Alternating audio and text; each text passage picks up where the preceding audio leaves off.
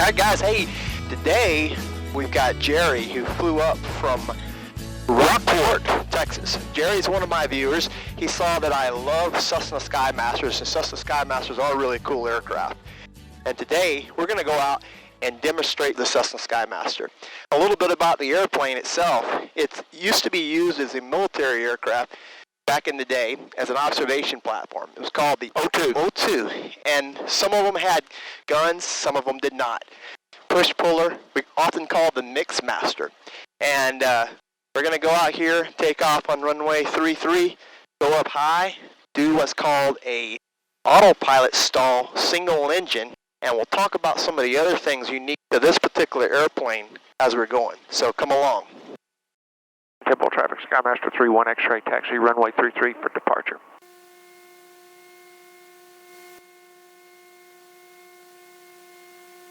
And Temple traffic, 31 X-ray, left crosswind, runway 33.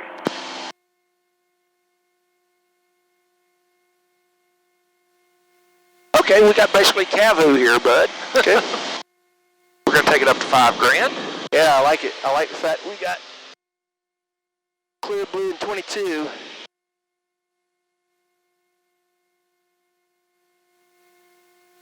Beautiful airplane.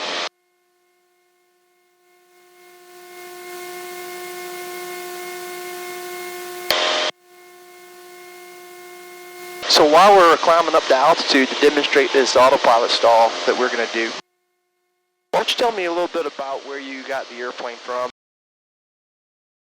The airplane came from the Boston area, and I bought it in Arlington, Washington from a guy that bought it and didn't need it or didn't want it. So about 4 years ago, and it's a 65 model. Nice. As you look at the tail number, it's 2131, and that means it's the 31st Skymaster ever built. So it doesn't have a lot of the nice features of some of the other ones do, like dual bus, 2 hydraulic pumps, and of course the clamshell door that the G models have. Okay, so the handling characteristics of a Skymaster is very similar to a 206. Would you agree? Yes. The Skymaster has the same characteristics of all the big Cessnas, the 210, the 207, and the 206. It's very nose heavy on final. Yeah. You'll use up all your trim. Approach. Hey, let's get. You mind if I give Gray a call? Have at it, bud. I'm gonna get them to get eyes on us. Okay. Okay. Sure. Good afternoon, Gray. Approach Skymaster 2131 X-ray. Skymaster 2131 X-ray, Gray approach. Yes, sir. Currently over Temple 4000. We're going to go up over Temple and execute some maneuvers. We'd like to get the beacon for traffic advisories in the area.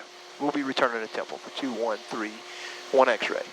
November 31 X-ray, squawk 0176, Gray altimeter 2999. 0176 2999 for 31 X-ray. Chile 11 heavy descend to maintain 3000. To recap on some of the things discussed on this episode, the Cessna Skymaster is unique in some characteristics. Every aircraft has its pros and cons.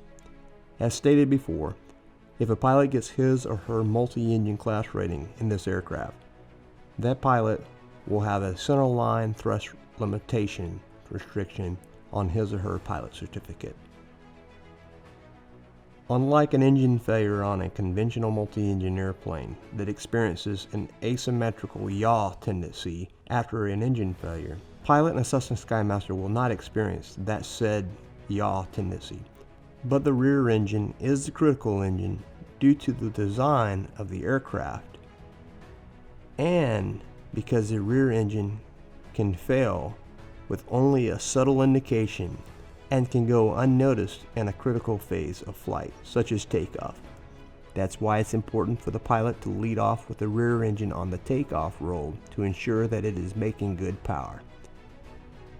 Due to the same aerodynamics that help the prop on the rear engine deliver more power, there also comes the tendency to overheat during warm season operations due to airflow across the engine on taxi. So a Skymaster pilot must be vigilant in ensuring that the rear engine doesn't overheat on taxi.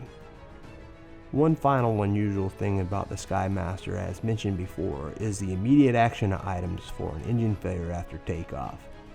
The retraction cycle will cause more drag and climb penalty than leaving the gear down during a single engine climb out emergency until passing 1000 AGL.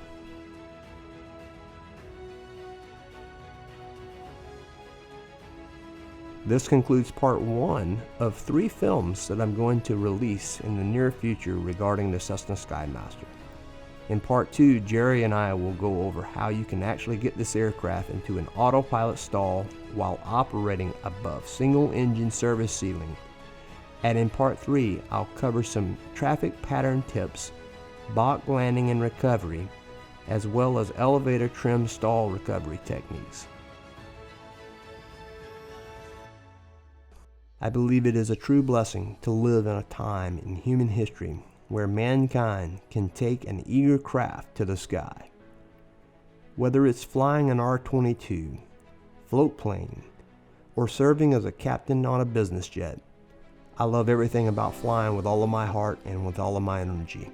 My name is Jeremy Walters, and it is my goal to help educate, increase safety, promote the true adventure, and encourage others to go after the American aviation dream.